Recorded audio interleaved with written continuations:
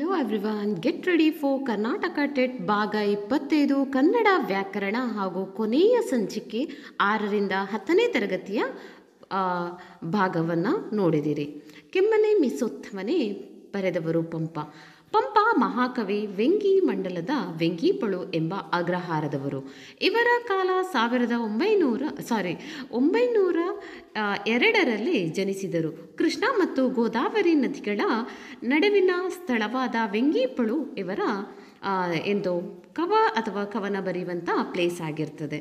ಅಡಸು ಎಂದರೆ ಉಂಟಾಗು, ಅರ್ಘ್ಯ ಅಂದರೆ ಪೂಜ್ಯರಿಗೆ ಕೈ ತೊಳಿಲಿಕ್ಕೆ ಕೊಡುವಂತಹ ನೀರು. ಆರ್ತಿ ಎಂದರೆ ಬೇಡುವವನು, ಅಳವು ಅಂದರೆ ಪರಾಕ್ರಮ, ಎರೆಧಮ್ ಅಂದರೆ ಬೇಡುವವನು, ಏಳಿಸಿದ ಅಂದರೆ ತಿರಸ್ಕರಿಸಿದ, ಒಡವೆ ಅಂದರೆ ಐಶ್ವರ್ಯ, ಕಡುಸಿಗ್ಗು ಅಂದರೆ ತೀರ್ವ ನಾಚಿಕೆ, ಕುಪ್ಪೆ ಅಂದರೆ ಕಸದ ತಿಪ್ಪೆ, ಕಳ ಅಂದರೆ ದುಷ್ಟ, ಪೌರಂದರ ಅಂದರೆ ಇಂದ್ರ, ಭಾರ್ಗವ ಅಂದರೆ ಪರಶುರಾಮ, ಮಹಿಪತಿ ಅಂದರೆ ರಾಜ, ವರಂ ಅಂದರೆ ಶ್ರೇಷ್ಠ, ಮದಿರ ಅಂದರೆ ಸುರಪಾನ. ಮುಂದಿನದು ಭಾಷಾಭ್ಯಾಸ ನೋಡ್ತಾ ಹೋಗೋಣ ಏನು ಅಂತ. ಸದ್ಖರ ವೃತ್ತ ಲಕ್ಷಣ. ಇದು ಕೂಡ 4 ಪಾದಗಳಲ್ಲಂತಹ ಪದ್ಯದ ಪ್ರತಿ ಪಾದದಲ್ಲೂ 21 ಅಕ್ಷರಗಳಿದ್ದು ಮರಭ ನಯಯ ಯ ಗಣಗಳಿರುತ್ತದೆ. ಗಣಗಳ ಬಗ್ಗೆ ಆಲ್ರೆಡಿ ನೀವು ನೋಡಿದ್ದೀರ. ಸೂತ್ರ ತೋರಳ್ ಮರಂಭನಂ ಮೂಯ ಘಣ ಮುದೆ ತಾಮ್ ಸದ್ಘರ ವೃತ್ತ ಮಕ್ಕು. ಇಲ್ಲಿ ಒಂದು ಕಾನ್ಸೆಪ್ಟನ್ನು ಕೊಟ್ಟಿದ್ದಾರೆ. ಮಾ ಅಂದರೆ 3 ಕೂಡ ಗುರು ಇರಬೇಕು, ರಾ ಅಂದರೆ 2 ಗುರು 1 ಲಾಗಿರಬೇಕು. ಅದನ್ನು ನೋಡ್ಕೊಳ್ಳಿ. ಮಹಾ ಸದ್ಘರ ವೃತ್ತ ಅಥವಾ ವೃತ್ತ ಅಂತ ಹೇಳುವಂಥದ್ದು. ಲಕ್ಷಣ, ಇಲ್ಲಿ 4 ಪಾದಗಳುಳ್ಳ ಅಕ್ಷರ ಗಣಾಧಾರಿತ ಪದ್ಯ, 22 ಅಕ್ಷರ ಇದು. ಸತತ ನಸರರ ಗಣಗಳು 1 ಗುರು ಇರುತ್ತದೆ.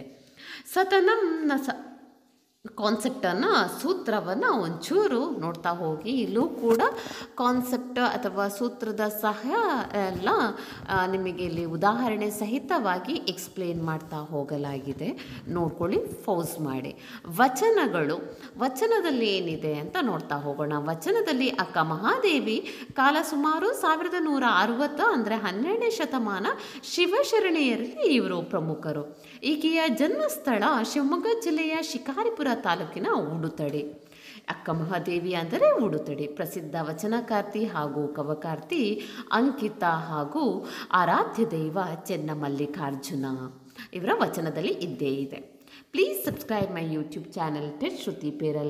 My qualification is MSc B.Ed. Even I cleared the 2 steps of the TET as well, the GPSTR. In this video, this is the last video to get ready for Karnataka TET of Kannada grammar.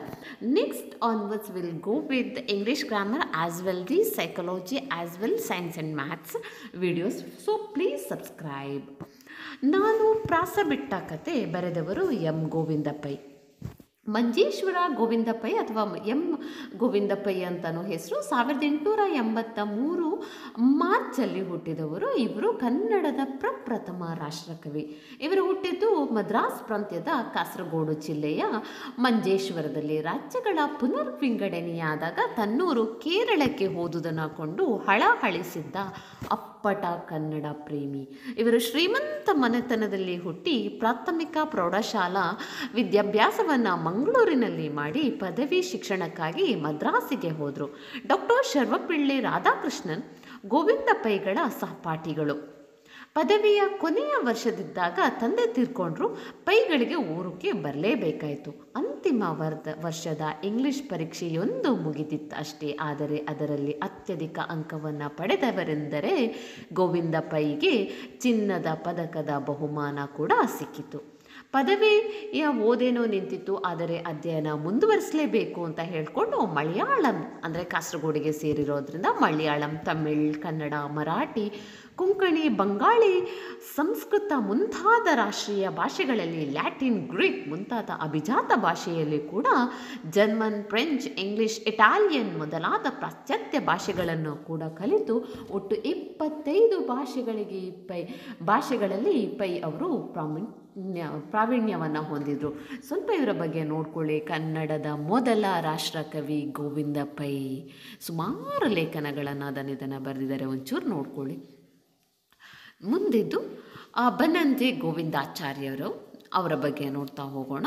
Important ಇವರು ಕೂಡ. ಬಣ್ಣಂಜೆ ಗೋವಿಂದಾಚಾರ್ಯರು, ಇವರು ಬಣ್ಣಂಜೆ ಅಂದರೆ ಉಡುಪಿಯಲ್ಲಿ 1936ರಲ್ಲಿ August 3ರಂದು ಜನಿಸಿದರು. ತಂದೆ ಪಡುಮನ್ನೂರು ನಾರಾಯಣಾಚಾರ್ಯ. 4 ದಶಕಗಳ ಕಾಲ ಪತ್ರಕರ್ತರಾಗಿ ಕೆಲಸ ಮಾಡಿದ ಬನ್ನಂಜೆ ಗೋವಿಂದಾಚಾರ್ಯರು ಕನ್ನಡ ಕಂಡ ಬಹುದುಪ್ಪ ಸಂಸ್ಕೃತ ಮತ್ತು ಕನ್ನಡ ವಿದ್ವಾಂಸರು.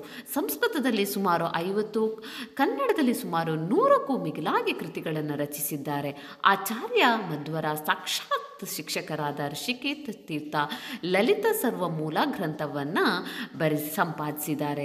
ಅಷ್ಟು ಮಾತ್ರ ಅಲ್ಲ, ಸುಮಾರು ಪ್ರಶಸ್ತಿಗಳನ್ನು ಕೂಡ ತಮ್ಮ ಮುಡಿಗೇರಿಸಿಕೊಂಡಿದ್ದಾರೆ. ಅದರಲ್ಲಿ ಮೊದಲನೆಯದು ಅಥವಾ ಅದರಲ್ಲಿ ಮೇನ್ ಆಗಿರುವಂಥದ್ದು ಪದ್ಮಶ್ರೀ ಪ್ರಶಸ್ತಿ ಕೂಡ ಇವರಿಗೆ ಸಿಕ್ಕಿದೆ. ಅಷ್ಟೇ ಅಲ್ಲದೆ ಕೇಂದ್ರ ಸಾಹಿತ್ಯ ಅಕಾಡೆಮಿ ಪ್ರಶಸ್ತಿ ಇರ್ಬೋದು, ಕರ್ನಾಟಕ ರಾಜ್ಯೋತ್ಸವ ಪ್ರಶಸ್ತಿ, ಕರ್ನಾಟಕ ಸಾಹಿತ್ಯ ಅಕಾಡೆಮಿ ಪ್ರಶಸ್ತಿ, ಮಂಗಳೂರು ವಿಶ್ವವಿದ್ಯಾನಿಲಯದಿಂದ ಮತ್ತು ಕರ್ನಾಟಕ ಸಂಸ್ಕೃತ ವಿಶ್ವವಿದ್ಯಾನಿಲಯದಿಂದ ಕೊಡಮಾಡಲ್ಪಡುವಂತಹ ಗೌರವ ಡಾಕ್ಟರೇಟ್ ಪ್ರಶಸ್ತಿ ಕೂಡ ಡಾಕ್ಟರ್ ಬನ್ನಂಜೆ ಗೋವಿಂದಾಚಾರ್ಯರವರಿಗೆ ದೊರಕಿದೆ. ಅಷ್ಟೇ ಅಲ್ಲದೆ ಇವರ ಕೃತಿಗಳು, ಸುಮಾರು ಕೃತಿಗಳು ಇದೆ, ಅದನ್ನು ಸ್ವಲ್ಪ ಪೋಸ್ ಮಾಡಿ ನೋಡ್ಕೊಳ್ಳಿ ಅಂತ ಹೇಳ್ತಾ, thank you for watching. Thanks a lot for my Karnataka TET series. Please subscribe and support. Upcoming video is related English grammar.